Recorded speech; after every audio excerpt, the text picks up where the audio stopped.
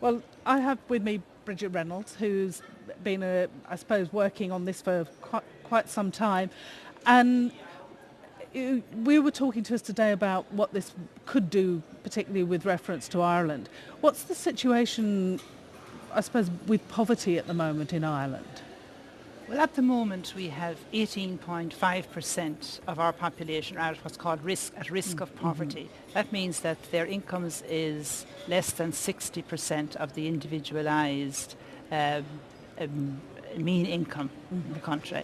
And of those people, 50% are outside the labour force. Because very often we say, well, if they had a job, they'd be okay. Now, 50% are outside the labour force. That is, they are elderly people, they are ill, or they have caring roles. Another 30% at risk of poverty are actually in households where the head of the household has a job, but the job has such a low pay that the people are at risk of poverty. So we have to look at that. So the job is not the best poverty fighter for them. There's only 7% of the Irish population at risk of poverty are in households headed by a person who is unemployed. So I think that's a very significant change for us over the past 20 years, where before over 90% of people at risk of poverty were in households headed by somebody who was unemployed. Yes, because this issue about the best way out of poverty is a job is something we hear quite often in the European Parliament. So I think on that level, maybe sometimes people say, well, it's a very high level. It is not. It is for a single person. It is less than €11,000 a year. And knowing the standard of living in Ireland, you know that people just cannot live on that. Yes, because we've heard that housing, for example, we're told is extremely just important. Very extraordinarily poor. Yeah, very, very, very difficult to get, very costly. And we have 50,000 households on waiting lists for social housing in Ireland at the moment, because people just can't afford to buy a house, even middle-income people. So what contribution then do you think that this idea of a basic income, a citizen's income, could make for those people at risk of poverty at the moment?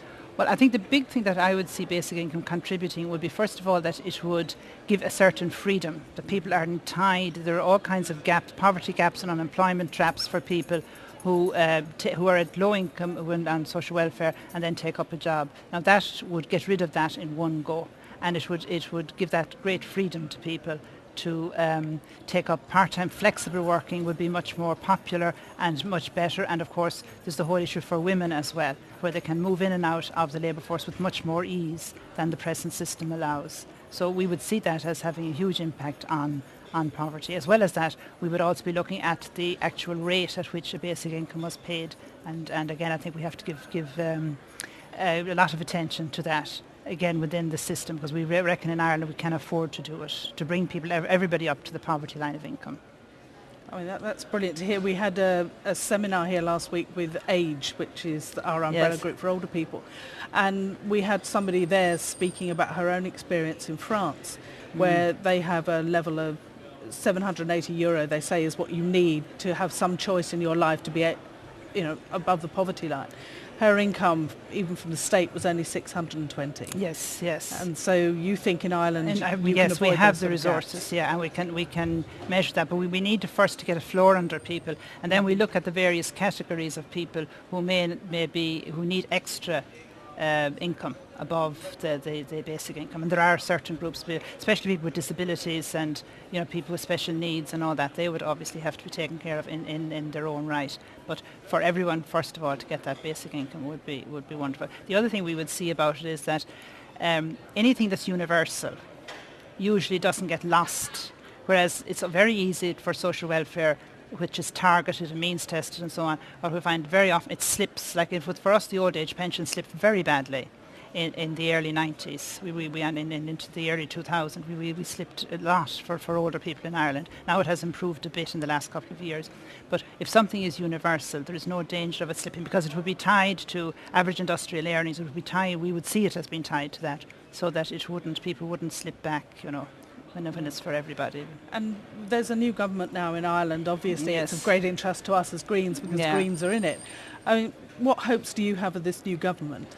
Well, I have great hopes. We get two of the ministers. One is the Minister for the Environment and the other is the Minister for Energy. So those are two big issues from the point of view of the planet and the green agenda. So I would have great hopes for that. But on the point of view of the basic income, there are many what would we call them, commitments in the programme for government, but one is to integrate the tax and welfare systems so that they become a seamless system between the transfers can be transferred easily between the two. So when we see those two integrated, we think it'd be much easier to work to a basic income, because then the two systems talk to each other. At the moment they don't talk to each other, so there are all kinds of administrative problems that are identified when you try to talk about having a basic income. So thank you very much. So we'll look forward to your cooperation with the new government and see what we get out of it for basic income. Yes, certainly, 100%. Yeah. Thank you, Bridget. Yes, thank you.